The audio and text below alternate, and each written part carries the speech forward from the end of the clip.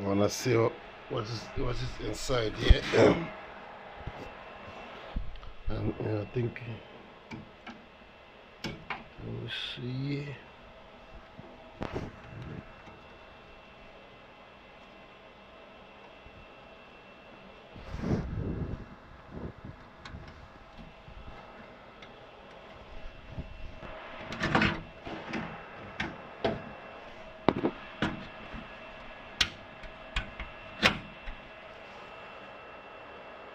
It's having 150 gigabytes of hard drive.